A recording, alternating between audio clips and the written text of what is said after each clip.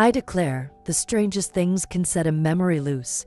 Tonight it was nothing more than the hush of summer rain sliding along the tin ridge of my old front porch, carrying that damp cedar smell that always sneaks under the door and curls around my ankles like a shy cat, and quicker than a June bug on a screen, I was back in the early spring of 1980.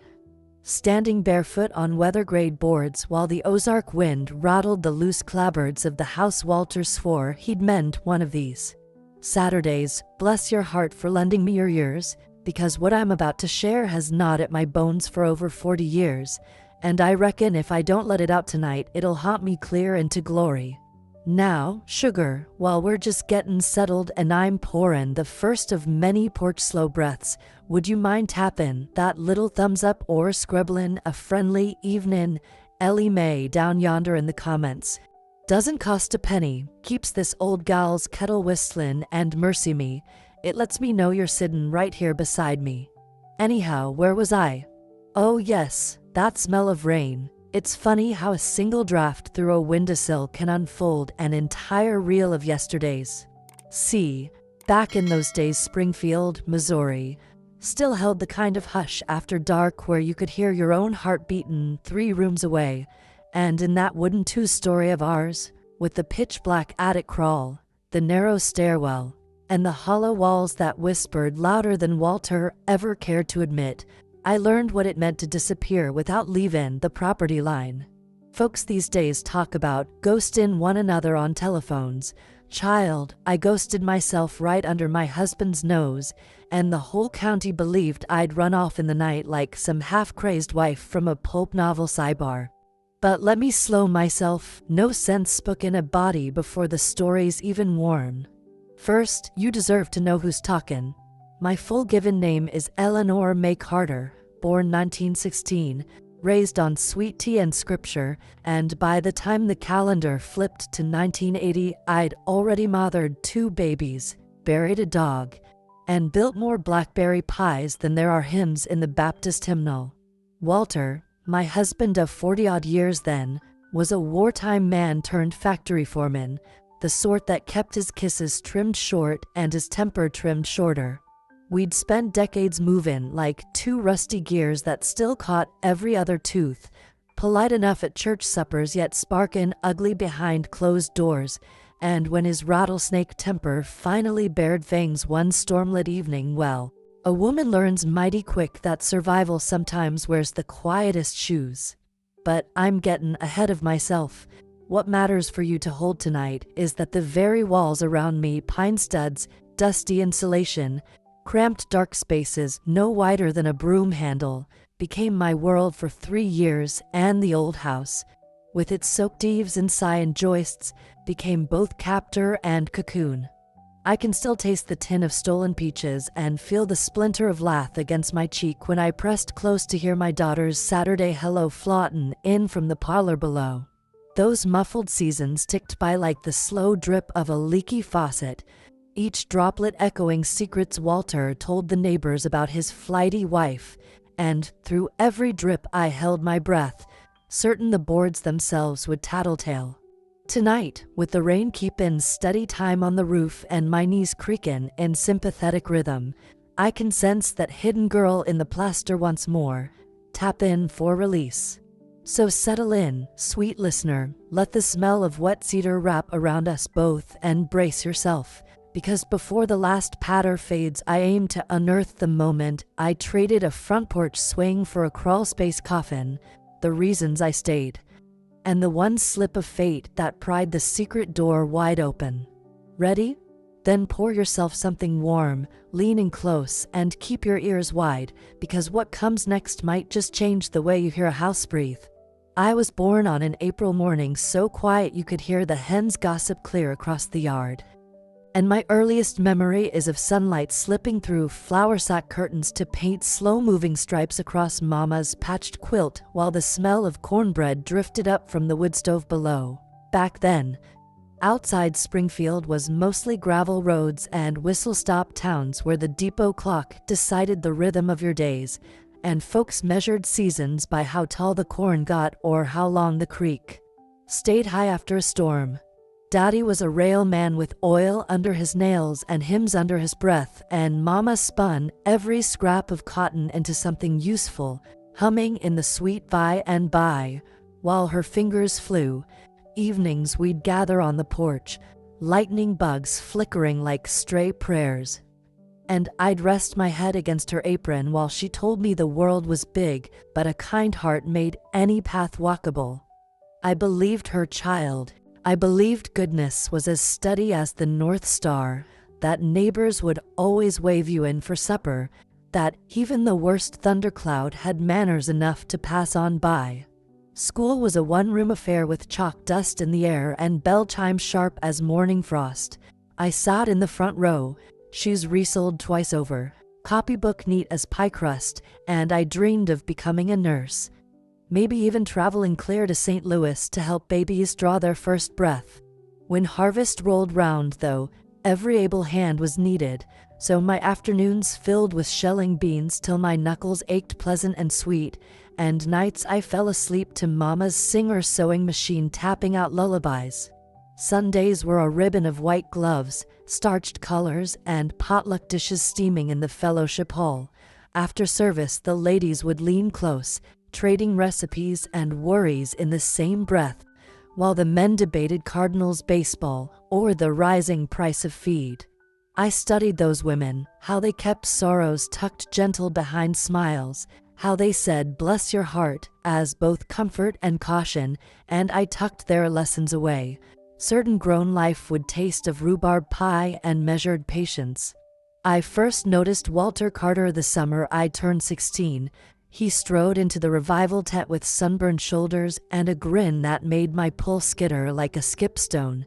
He said I laughed like wind chimes, and before autumn's first chill we'd shared secrets over slices of watermelon, my heart thumping so hard I thought even the crickets could hear. War came then, big and loud, sweeping boys off the streets like a broom, and he marched off in uniform promising to write. Every envelope smelled faintly of gun oil and fields beyond my seeing, and each letter stitched my young hopes tighter. When he returned leaner, quieter, eyes carrying storms I couldn't name, we married beneath the cottonwoods behind Daddy's barn, my veil no more than Mama's Sunday lace, and the cake sweet but lopsided. Life spun on, babies, bills, garden rows, and the cracked melody of a life shared through droughts and dances alike. I still believed then that kindness could mend anything, that if love hit a snag you simply patched it like a worn elbow, good as new. I kept a notebook of future plans, nursery paint colors, holiday menus, the train ride we'd take to the Pacific one day, and I never once pictured fear settling in our hallway like an uninvited guest. Looking back, those early days glow buttergold, but I see now how certain shadows were already stretching, quiet as dusk on a hayfield. Yet in that beginning, I was just Ellie with freckles on her nose, pockets full of marbles, and a heart wide open to every promise the world could whisper. I truly thought people always found their way home, the way geese skirt the clouds then land right back on the same familiar pond. I thought good intentions and homemade jam could outlast any winter. I clung to the simple creed Mama taught me: treat folks gentle, pray over the rest, and never guessed that one day I'd need that same gentle strength to fold myself into the narrow darkness between wooden studs and breathe smaller than a candle flame. But in those sunlit years, before voices turned sharp and rooms turned narrow, I carried only hopes as bright as quilt squares fluttering on a clothesline. Certain life would forever taste of cornbread, laughter, and dawnlit possibility. I was 17 the July afternoon Walter Lee Carter rode into the church picnic on a borrowed Indian motorcycle, dust plume rising behind him like a comet's tail, and I swear the entire meadow fell hush, but for the cicadas sawing their summer tune. Mama had just set her lemon bars on the gingham table, Daddy was trading crop talk with Deacon Hill, and there I stood in my Sunday blouse, buttons straining a mite from the heat, when he pulled off that tin-shined helmet and shook out hair the color of penny candy gone dark in the sun. Something in my ribs fluttered fit to break, quicker than any schoolgirl crush, and though I could not name it then, I felt the earth tip a smidge, as though the Lord himself nudged my story onto a fresh set of trucks. Walter wasn't a stranger, exactly. His folks kept a feed store 2 towns over, yet he'd never taken notice of me, the railman's skinny daughter with red dust freckles and notebook dreams. That day he strode straight to the dessert table, winked at my lemon square like it might wink back, then said, voice smooth as creek water, "Much obliged, Miss Carter." I remember wondering how he knew my name, and then blushing something fierce when I realized he had read it from the bake-off tag Mama made me sign. I offered him a paper plate. He offered me a ride around the pasture. I said Daddy would tan my hide. He chuckled low and promised no harm. My heart pounded so loud I feared the Methodist ladies could hear, but when I climbed behind him, skirt tucked careful under my knees, the wind smelled of clover and gasoline and brand new possibility. That 10-minute circle felt like flying, a breezy blur of sky and whoops from boys tossing horseshoes, yet the true tumbling began when we parked beneath the cottonwoods and I met Walter's eyes square. There was kindness, yes, but also a flicker of something haunted, a flash gone before I could place it, and the contrast made him shine brighter than the brass buttons on Daddy's Sunday coat. I did not know war clouds were already building over Korea, nor that every mile Walter craved beyond that meadow would carve miles within him later, but I sensed, the way a farm girl senses coming rain, that this moment carried weight. Over the next weeks he appeared like clockwork, on Mama's porch swaying with a bottle of Nehi grape, outside school with 2 sticks of beechnut gum, beneath Friday night lights cheering my brother's team. Each visit stitched him deeper into my dailiness until one sunset he produced a slim envelope stamped with an eagle and confessed Uncle Sam had called his number. My pulse stuttered as it had that first picnic, but this time the flutter bled into dread, because now I knew what departure meant: hand-pressed letters, rationed hopes, marriages forged on promises across oceans. Still, when he asked me to keep his photograph safe, I felt honored bigger than the county fair blue ribbon. The morning of his train I pinned Mama's locket inside my blouse and waved till my arm went numb. He leaned from the window, eyes already older, and shouted, "Save me a dance for when I'm back." His voice cracked just enough to lodge permanent in my chest. It was in that instant, steam billowing, whistle keening, that the first brick of my future wall was laid, though I couldn't see its outline. Walking home I whispered, "Come back to me, believing, truly believing, that love and kindness were iron rails guiding us true." That belief, bright as penny copper, would fuel every choice I made after, saying yes to his hobbling proposal under a winter moon, packing children's lunches while he chased factory shifts, excusing the first sharp word because surely war memories would dull. Looking back, I recognized the picnic, the motorcycle dust, the eagle-stamped envelope as the hinge on which my whole story swung, from sunlit girlhood into shadows I never imagined. That was the day my heart learned to race for reasons both sweet and foreboding, and though I couldn't explain the thunder in my veins, I knew something irreversible had begun, humming like a low train far off, promising to change the track of every tomorrow I hoped to claim. I reckon it started the winter Walter came home for good, discharge papers still smelling of diesel and far-off mud, and the clapboard house shrank the instant he crossed the sill. He hugged the children, shook Daddy's hand, set his duffel by the stove, and overnight every room grew edges. Nights he bolted upright at the slam of a screen door, muttering names I didn't know. Days he paced the yard counting fence posts like a man measuring escape. When Holloway's mill took him on swing shift, he brought home a thin whistle of overtime pay and a thicker silence.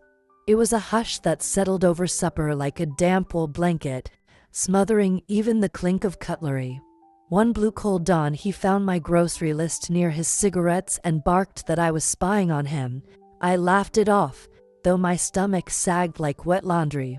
Folks at church said war changes a soul. But they didn't see him rip the phone cord after Mama called, nor hear the brittle crack in his sorry spoken like splinters. It wasn't all storm.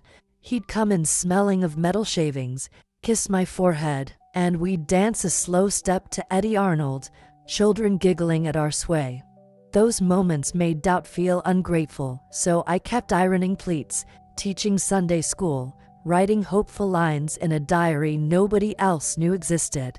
Then the first real blow landed. Daddy's heart gave out during hay season, and sorrow settled heavy. I meted Walter's arm, yet he stood graveside stiff as cedar, eyes scanning the crowd like enemy ground. That night he sealed our savings into a pickle jar and announced we were buying a place further out. Cheaper taxes, more peace. I heard isolation. We moved spring of '63 to the 2-story off County Road 14, the very house whose walls would one day swallow me. The children missed town chatter. I missed Mama's apron, but Walter said new beginnings cure old hurts. Truth was, distance unspoiled his temper. He banned neighbors, claimed gossip cost a man dignity. When Sister Ruth brought casserole, he left it cooling on the steps till raccoons dragged it off. I swept the mess at sunrise, cheeks burning. Nights, while he soaked in the tub, I sat on the stoop listening to whippoorwills and weighing choices, stand firm or tiptoe softer. Pride said fight, fear said hush. Letters to Daniel, all sealed, none mailed, overflowed with inked confessions I tore before dawn. Yet there were glimmers, Mara's laughter, the postman's whistle, Mrs. Talbot's wave. Those small kindnesses kept a pilot light even as Walter's demands tightened. No evening drives, no choir, no spending beyond bread. The harder I soothed, the harsher he hammered, and a dilemma rooted deep. Leave and shatter the children's world or stay and let shadows lengthen. Every creak after sunset felt like a warning note, and the walls themselves seemed to lean inward, listening, deciding. Most nights I chose sleep over decision, but rest never came. Instead I lay mapping attic joists and crawl space bends without quite knowing why. Looking back, I see that season as the first wicked knot in a rope that would later strangle daylight. Support was sparse. Mama wrote tender verses, though Walter opened each envelope. Pastor Nichols offered prayer, but advice stopped where household borders began. So I stitched doubts beneath hems, smiled for the children, and told myself storms pass. Deep down, a quiet voice counted fence posts same as Walter, only I was not measuring escape. I was measuring what pieces of myself I might yet save. The night everything snapped was April 23rd of 1980, a storm-thick Wednesday when the sky over Springfield looked bruised and the old wall clock in the hallway, Mama's wedding gift, ticked so loud it felt like a hammer between my ears. I was standing at the sink, wrists deep in dishwater, when Walter burst in smelling of machine oil and whiskey, fist already clenched around a crumpled pink slip, and, before I could smooth the fear out of my voice, he slammed that paper flat and hissed that a woman who nags about groceries is why a man loses his job. Then, with a suddenness that froze my marrow, he fetched Daddy's hunting rifle from behind the coat rack, chambered a shell, and leveled it across the table so calm it seemed the house itself held its breath. Time hiccuped right there. The faucet dripped once, lightning flashed blue across peeling wallpaper, and the minute hand on the clock juddered to a halt as though heaven leaned in to listen. Walter didn't shout.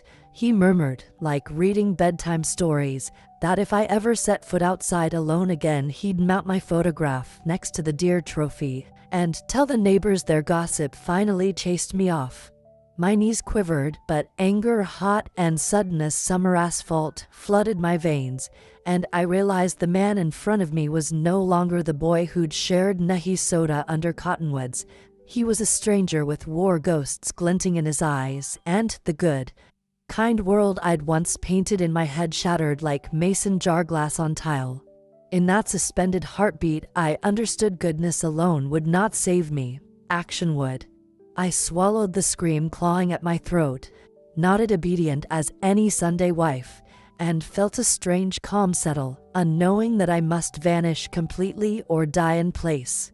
That same night, after he passed out to the drizzle beat of rain on tin, I tiptoed to the children's boxes, chose a worn cardigan, a church skirt, and one photograph of Mara's 7th birthday, then hiked under moonless branches to McCutcheon's clearing, where I tore the cardigan on brambles and scattered a purse of pennies and lipstick like breadcrumbs for the sheriff. A whippoorwill cried once as I buried my wedding band beneath damp leaves, its cold circle a gravestone to the woman I had been, and on the walk back, I rehearsed each attic rung, each squeaky plank, each whispering gap between studs the way a minister rehearses scripture. Slipping through the gable vent, I felt walls close over me like a coffin lid, yet instead of panic there bloomed a fierce resolve. I would outwait his rage, outlisten every footstep, and measure survival in stolen crumbs and silence, if that's what it cost. As dawn paled the rafters, I pressed a shaking palm to the plaster, listening to Walter shuffle in his socks calling my name with mock concern. And I realized in one gut-deep jolt that what I had lost was not only safety or marriage, but the illusion that love could not turn predatory. What I gained, paradoxically, was the smallest ember of self I had left unguarded, all the stubborn breath in my lungs saying live, live, live. From that moment the house became battlefield and sanctuary both, and I, Eleanor May Carter, railman's daughter, nurse in dreams, pie maker, hymn singer, transformed into a whisper in the woodwork, a shimmer at the edge of his eye, a ghost writing her own resurrection between the studs. I wiped tears with dusty knuckles, studied my heartbeat to match the patter on the roof, and vowed that someday, somehow, I'd step back into daylight and make the world hear the crack of that halted clock, because the very instant its hand stopped was the instant my own started, turning toward a future carved by courage, not fear. The first dawn I spent wedged in that hush between beams stretched wider than any sermon I ever endured, and the quiet following Walter's thunder pressed into my ears until even my own lungs felt like strangers. Dust sifted while light seeped through a knothole, and I watched the yesterday version of myself drift off like a handkerchief lost in creek current. Hours settled slow, floorboards popped, flies droned.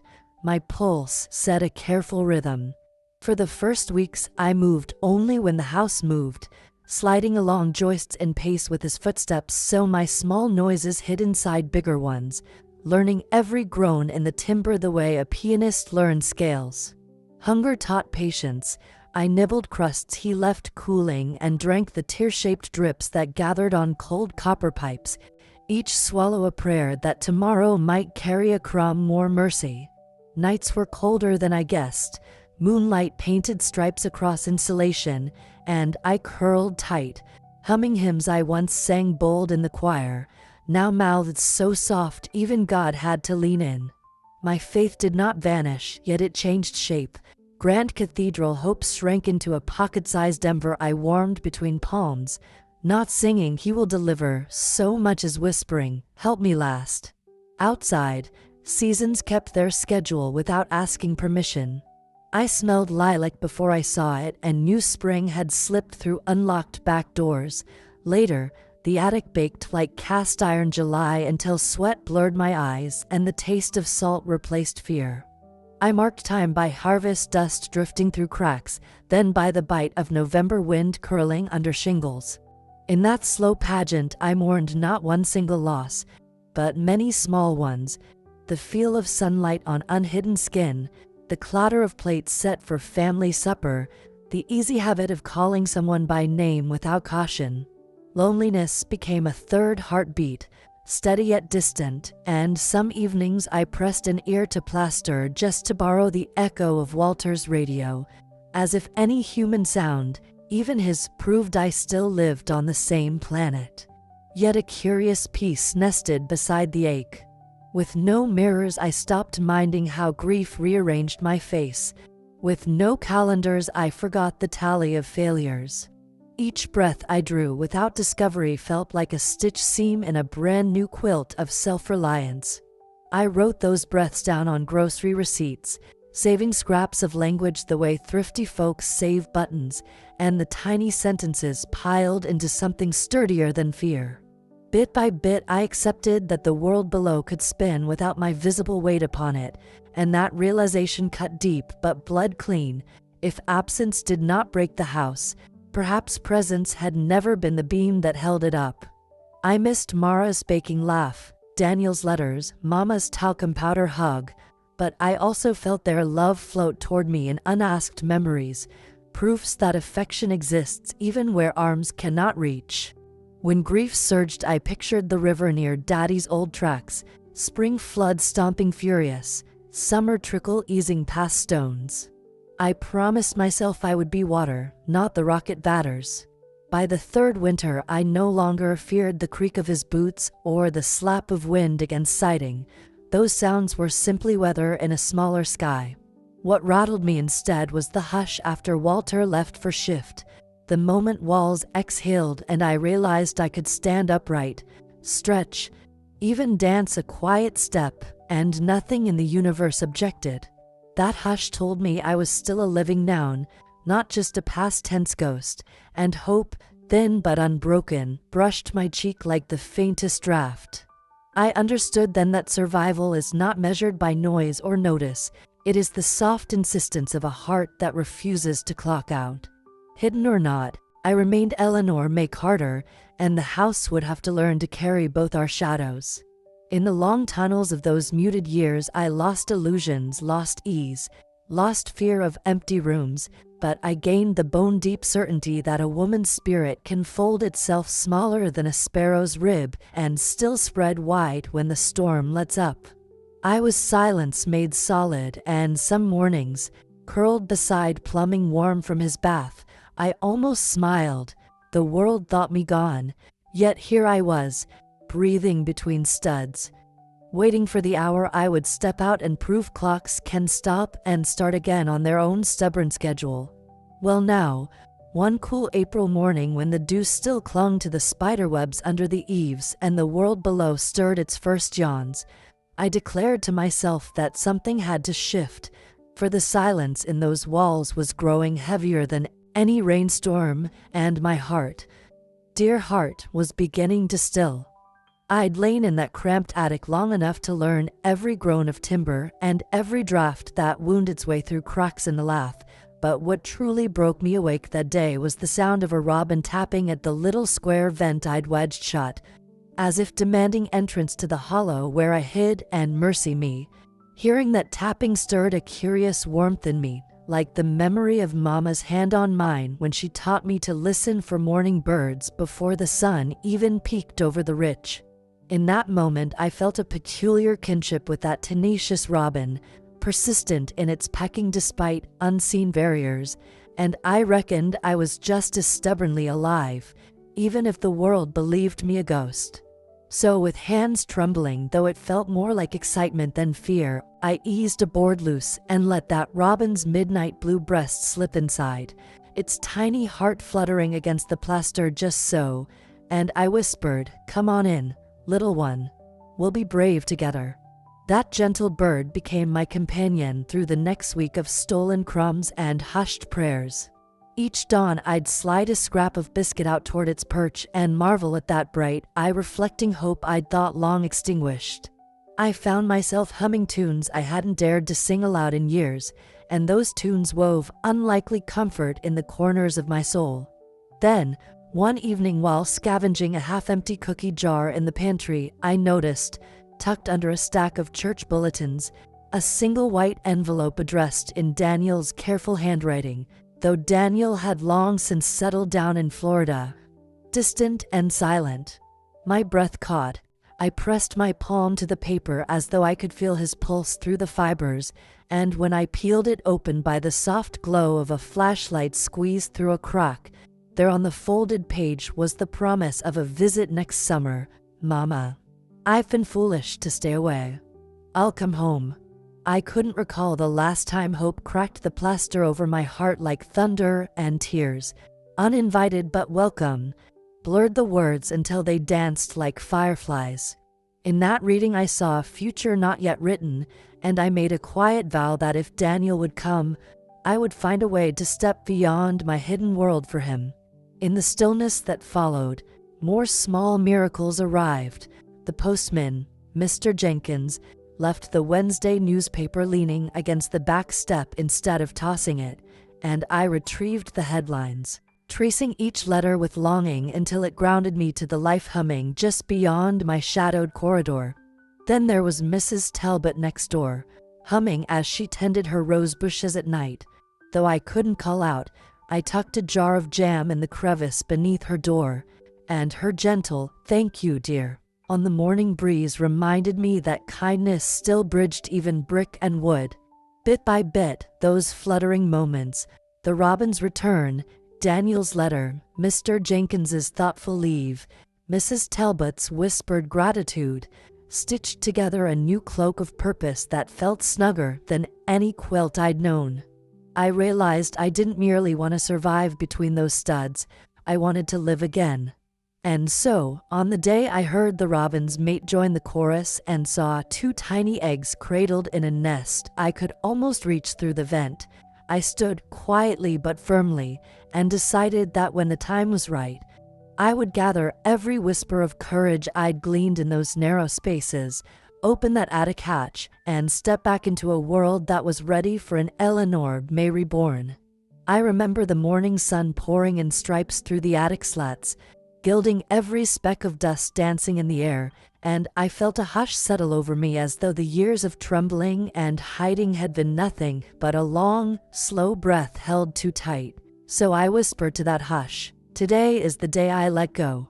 With hands that shook from a mix of fear and relief, I eased back the panel that hid my smallest keepsakes, Walter's faded letter promising change, the tiny locket Mama pressed into my palm on my wedding day, and most of all the tarnished silver band I'd worn for 40 years, believing it to be a seal of love. My heart pounded like the sorghum pumping engine down at the mill, but as I laid those relics on the dusty floor, something inside me nodded. I picked up that ring, its edges worn smooth by years of worry and hope, and turned it over in my palm until its cold metal caught the sun. In that glint, I saw not the vows I had made, but the weight I had carried, the unspoken fear that stitched my spirit tight, the quiet shame that whispered I was only a ghost of my former self. And with a soft sigh that felt bigger than the attic ceiling, I slipped the band off my finger and set it atop the boxes that held my hidden journal. Then, almost without thinking, I swept the journal's pages free, gathered the loose scraps of receipts and envelope clippings where I had written my small triumphs and deepest prayers, and fed them one by one into the embers of a small fire I built in an old metal bucket. The flame caught quickly, sending motes of memories spiraling upward in a dance of smoke and light, and I bowed my head to hide tears that stung with both sorrow and something new joy. As the last page curled and blackened, I felt my chest unclench, as though the woman I'd been before the terror and the silence was finally rising to the surface again, ready to breathe. I slid the panel back in place and dusted off my hands, feeling lighter than I had in all the seasons I'd spent listening to my own heartbeat echoing off hidden beams. In the days that followed, I found myself moving differently, standing taller beneath the low attic roof, stepping outside at dusk instead of waiting for Walter's shift to end, and humming hymns not to hide, but because the melodies had been part of me long before fear found its way in. I wrote a letter of my own, this time not hidden, addressed to Daniel explaining everything I had endured and everything I had chosen to leave behind. I sealed it with a kiss of courage and tucked it inside the kitchen drawer, ready for the day I would step back into sunlight and hand it to his waiting hands. And when Mara arrived that summer, she found me on the front porch, no longer trembling in the shadows, but brushing sweat from my brow at the end of a day planting marigolds in window boxes. She blinked at the sight of me, alive and steady, and I felt a tremor of gratitude course through my veins. In forgiving the past, its cruelty, its silences, its broken promises.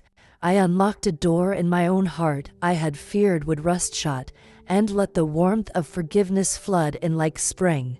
I chose to live beyond those walls, beyond the ghost story my neighbors whispered, beyond the pain that once defined me. From that day forward, each sunrise found me carrying forward not blame, not bitterness, but the quiet resolve that the rest of my days would be written in the ink of hope and the steady rhythm of a heart unbound. I chose to live on free as that little robin once tapping at my vent, and in that choice, I found the grace to step fully back into life.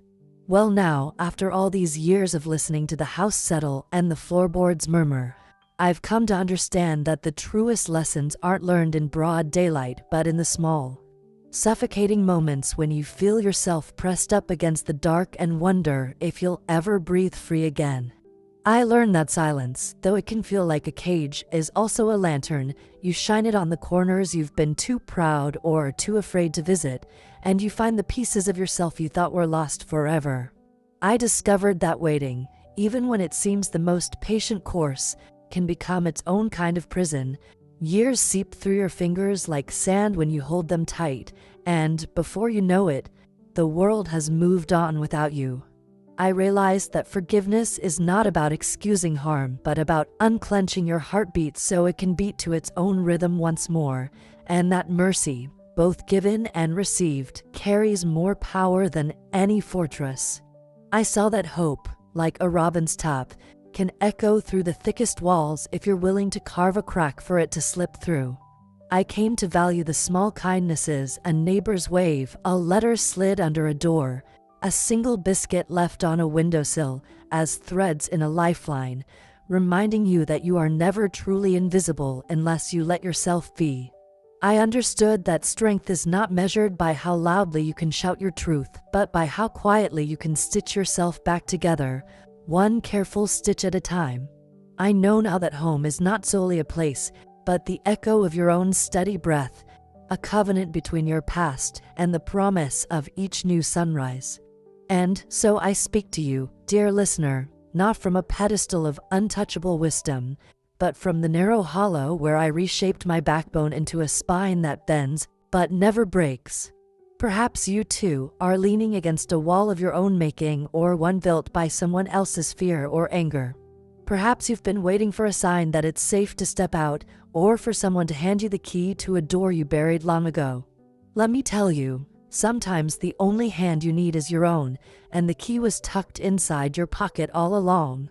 If you find yourself wondering when the storm will pass, listen for the robin's tap, the neighbor's murmur, the slightest shift in the shadows. Those are the invitations to stand, to stretch, to speak, to claim your place in the sunlight once more. May you carry that quiet lantern of reflection into your own attic of fears and open the hatch, even if your knees tremble. May you welcome that stubborn spark of hope and let it guide you through the narrowest crawl space toward a life reclaimed. And when you feel the world press in, remember that every breath you draw is an act of rebellion against the darkness. You are neither mistake nor rumor, but a living ode to endurance. I offer you this truth not as a sermon, but as an old woman's whisper after a long vigil. Sometimes, the bravest thing you can do is to stop waiting, to unclench your fist, and to step forward into the dawn you've been dreaming of. Well now, darlin', here we are at the very edge of this old story, and I feel a kind of gentle tremble in my chest, like that first robin's tap through the attic vent, reminding me you and I have shared something beyond mere recollection. We've touched the tender threads of memory and hope that stitch us all together, whether we're a grandmother tucked inside lath and plaster or someone listening from miles away. I want you to carry this truth close. Eleanor May's tale isn't just the whisper of a life lived in shadows, nor merely a relic of days gone by. It's the living, breathing echo of every heart that's ever trembled at the thought of stepping back into the daylight after the darkest hush. It's about the fragile beauty of second chances, the quiet strength that grows when you learn to forgive yourself as much as you forgive others, and the stubborn ember of possibility that flickers even in the narrowest crawl space. And so now, love, I turn these last moments toward you, to the warmth behind your eyes, the soft exhale you offer when a tale touches something deep inside. Do you feel it? That stirring at the base of your ribs, reminding you that you, too, carry a story unwritten, a page waiting for your own brave pen. I want you to know that life, messy, winding, sometimes downright confounding, can still surprise you with small miracles. A letter that arrives just when you need it, a neighbor's wave that feels like an embrace, a robin's tap that refuses to be ignored. These little wonders are the breadcrumbs guiding you back to your own center, the place where your truest self has been waiting all along. And now I must ask you, plain and true, as one fishing for courage in a pond of might have beens, do you think true love should come back? Do you reckon it has the right to find us again, even after we've cowered in the dark or built walls of our own choosing? I wonder this because sometimes, when the porch light glows at dusk and the wind hums through the eaves just so, I swear I hear his boot soles creak on the floor below, and I ask myself whether the man Walter once was might still remember the rhythm of our shared laughter, the promise of a future we nearly buried beneath fear. Perhaps that's my own heart playing tricks, or perhaps it's proof that love, real love, doesn't vanish, it hibernates, waiting for pardon, for a window to crack open, for the gentle insistence of forgiveness to blow it free. I confess, my voice may tremble as I say it, but I believe our stories, your story, my story, are never truly over until we choose to close the book. Sometimes I sit in the rocking chair long past sundown, cup of tea forgotten on the table, listening to the night settle in, and I feel his memory brush my shoulder like a familiar quilt. And in those moments, I realize the story belongs just as much to you as it does to me, because we are all threading our own way through the dark, looking for that tap of hope. So, dear friend, keep a corner of your heart ajar for the whisper of that promise, and remember, it's never too late to step into your own sunlight again. Sometimes, I think he still remembers.